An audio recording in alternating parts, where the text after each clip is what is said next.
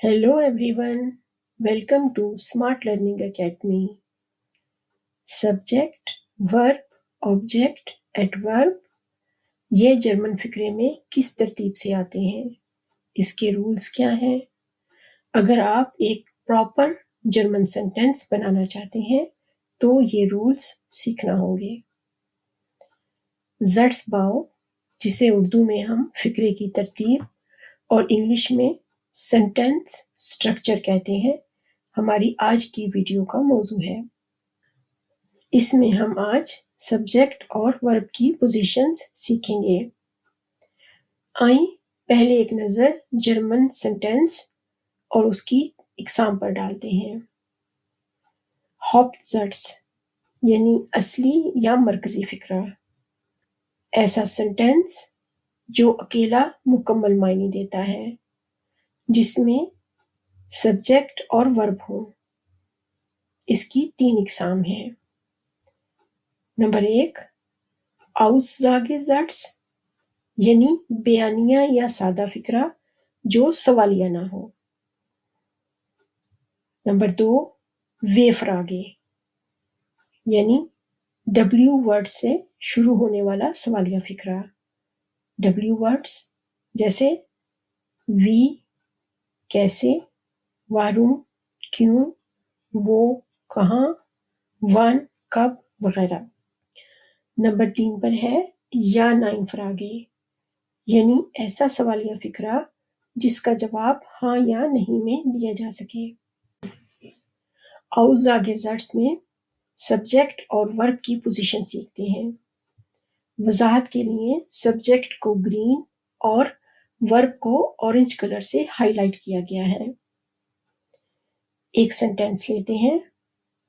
इश लर्ने डॉइच, यहाँ इश यानी सब्जेक्ट सेंटेंस में पहली पोजीशन पर है और वर्ब दूसरी पोजीशन पर जो सब्जेक्ट के मुताबिक कॉन्जुगेट किया गया है।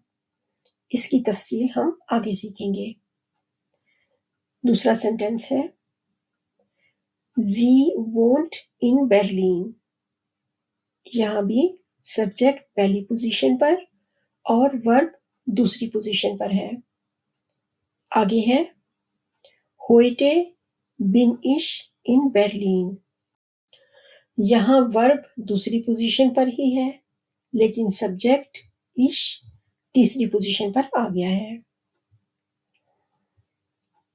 मजीद वजाहत के लिए कुछ और फिक्रे लेते हैं। कलर से सब्जेक्ट और वर्ब की पोजीशन वाज़ेह होती जाएगी। Heute gehen wir zur Schule, ich trinke Wasser, der Lehrer erklärt die Lektion, mein Bruder arbeitet hier, ich habe ein Buch, sie spricht English। इन सब मिसालों से हमने सीखा कि जर्मन सेंटेंस में वर्ब हमेशा दूसरी पोजीशन पर होता है, जबकि सब्जेक्ट वर्ब के दाएं या बाईं तरफ यानी पहली या तीसरी पोजीशन पर होता है। वे फ्रागे वाले सवालिया सेंटेंसेस में सब्जेक्ट और वर्ब की पोजीशन सीखते हैं। एक सेंटेंस लेते हैं। वो वोन्स्ट दू, यहाँ W वर्ड पहली पोजीशन पर है, वर्ब सादा सेंटेंस की तरह यहाँ भी दूसरी पोजीशन पर है, जबकि सब्जेक्ट सेंटेंस में तीसरी पोजीशन पर चला गया है।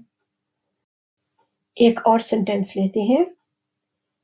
वी हाइस्ट दू, यहाँ भी वर्ब हाइस्ट दूसरी पोजीशन पर और सब्जेक्ट डू तीसरी पोजीशन पर है। तीसरी एग्जाम्पल है वस मार्क्स्ट दू, पहली 2 मिसालों की तरह वर्ब की पोजीशन दूसरी और सब्जेक्ट तीसरी जगह पर है। मजीद वजाहत के लिए कुछ और मिसालें लेते हैं। कलर्स का इस्तेमाल सब्जेक्ट और वर्ब की पोजीशन को واضح کر دے گا۔ Wann kommst du? Warum lernst du Deutsch? Was ist das? Wie alt bist du? Was trinkst du? Wie geht es dir? ان سب مثالوں سے ہم نے سیکھا کہ ویف آگے والے جرمن سینٹینس میں ورب ہمیشہ دوسری پوزیشن پر اور سبجیکٹ تیسری پوزیشن پر ہوتا ہے۔ آگے ہیں یا نائن فراگے، یعنی ایسے سوالیہ فقرے جن کا جواب ہاں یا نہیں میں دیا جا سکتا ہے۔ ایک سینٹینس لیتے ہیں، لرنسٹ ڈو ڈوئچ۔ یہاں ورب اپنی پوزیشن تبدیل کر کے سینٹینس میں پہلے مقام پر آ گیا ہے اور سبجیکٹ ڈو دوسری پوزیشن پر ہے۔ ایک اور سینٹینس لیتے ہیں، کومسٹ ڈو آؤس ڈوئچلینڈ۔ اس سینٹینس میں بھی ورب کومسٹ پہلی پوزیشن پر اور سبجیکٹ ڈو دوسری پوزیشن پر ہے۔ ایک اور مثال لیتے ہیں، ہاسٹ ڈو سائٹ۔ پہلی دو مثالوں کی طرح ورب ہاسٹ پہلی پوزیشن پر اور سبجیکٹ ڈو دوسرے مقام پر ہے۔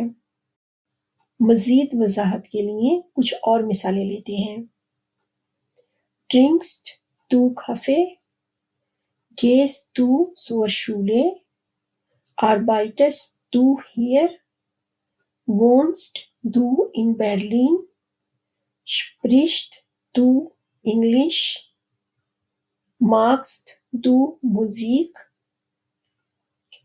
ان سب مثالوں سے ہم نے سیکھا کہ یا نائن والے سوالیہ سینٹینسز میں ورب پہلی پوزیشن پر اور سبجیکٹ دوسری پوزیشن پر ہوتا ہے۔